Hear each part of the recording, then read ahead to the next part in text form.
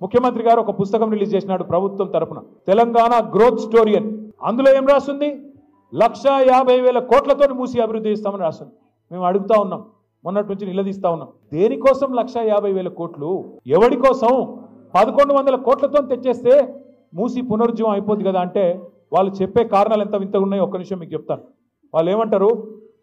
మూసి పక్కల 2 పక్కల buffer zone ఉన్నది, బఫర్ జోన్లో ఉన్న వాళ్ళను ఎలగొడతాం, ఖాళీ చేస్తాం. నేను ఇవాళ ఇక్కడికి వచ్చిన మా ఆడబిడ్డలను అన్నదమ్ముల్ని ఒక్కటే మాట ఆలోచించమని కోరుతున్నా. మీరే రిజిస్ట్రేషన్లు చేస్తురి బఫర్ జోన్లో, మీరే పర్మిషన్లు ఇస్తురి, మీరే ట్యాక్స్ కట్టించుకుంటురి, మీరే ఇల్లు ఇన్ని రోజులు ప్రాపర్టీ ట్యాక్స్ వసూలు చేస్తురి, మీరే రోడ్లు వేస్తురి, మీరే గవర్నమెంట్గా మోరీలు కడుతురి. ఇవాళ వచ్చి అక్కడ ఉన్న ఒక మల్లయ్య గారి ఇల్లేమో అల్లకెళ్ళి మురికి నీరు వస్తుంది, బఫర్ జోన్లో ఉన్నది, మూసి చెడిపోతుంది, కాబట్టి మల్లయ్య ఇల్లు కూలగొట్టాల.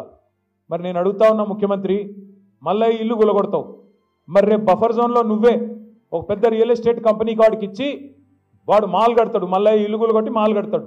మల్లయ్య ఇంట్లోకి వెళ్ళేమో మురికి నీరు వస్తుంది, మాల్లోకి వెళ్ళేమో సుగంధం వస్తుందా? మాల్లో కూడా అదే మురికి నీరు కదా వచ్చేది, ఇంకా మల్లయ్య ఇంట్లోకి వెళ్ళి వచ్చిన దానికంటే 1000 రెట్లు ఎక్కువ వస్తుంది. కానీ అది బాగంటే ఇది బాగా కాదండి. నేను అందుకే అడుగుతా ఉన్నా, ముఖ్యమంత్రి సమాధానం చెప్పు. బఫర్లో మల్లయ్య ఇల్లు ఉండకూడదు ఎట్లా, మాల్ ఉంటుంది ఎట్లా? సమాధానం చెప్పు. ఎవడి కోసం 1,50,000 కోట్లు పెడతానంటున్నావు?